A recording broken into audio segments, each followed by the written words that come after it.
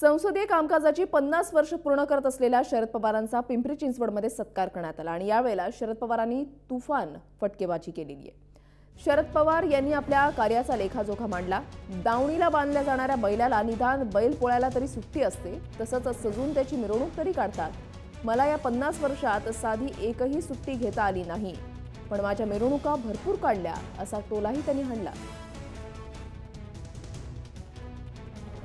चलनच्या संदर्भातला निकाल ज्यावेळेला घेतला गेला आणि त्याचा विषय काढला की सत्ताधारी पक्षाचे लोक बघतात तिकडे कोण बघते म्हणजे ते काय म्हणतात ही जर कोणी ऐकत नसेल तर मला सांगतात, काही खरं नाही म्हणतात। सांगितलं मोदी साहेबांनी आता मतदारसंघात जावा आणि सांगा, आणि मोदी साहेबांनी हेही सांगितलं की आता चलनवृद्धीचा प्रश्न तो संपला की आम्ही प्रॉपर्टीच्याकडे लक्ष घालणार आणि ते संपलं की सोन्यावर लक्ष घालणार। त्यामुळे आमचे सगळे खासदार सांगत असतात की आता नुसत्या चलनवृद्धीने सुद्धा आम्हाला गावाकडे जायची भ्या वाटायला लागली आणि त्याच्यानंतर घरदार आणि बायकांच्या गळ्यातलं सोनं किती आहे हे मोजायला लागले तर आमचं हे शेवटचीच खासदार केली तुला काही संधी मिळणार नाही। तुमची काळजी आहे म्हणजे ऐकत नाही।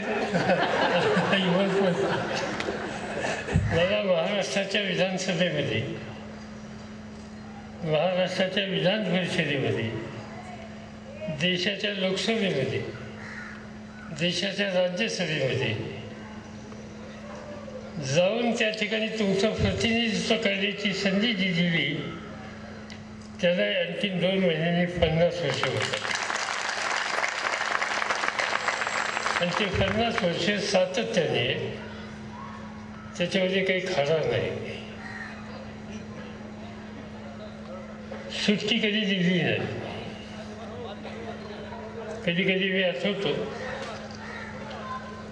शेती हा व्यवसाय आहे, शेतकऱ्याच्या दावणीला बैलाला सुद्धा कधीतरी सुट्टी देतात। पोळा असला तर त्याला अंघोळ घालतात, त्याच्या शिंगाला रंग लावतात, त्याला वेगळं लावतात, त्या दिवशी त्याला पुरणपोळी खाऊ घालतात आणि त्याची मिरवणूक करतात। 50 वर्षात काही सुट्टी तुम्ही कधी दिली नाही, पण मिरवणुका खूप काढल्या, त्याच्याबद्दल काही तक्रार नाही।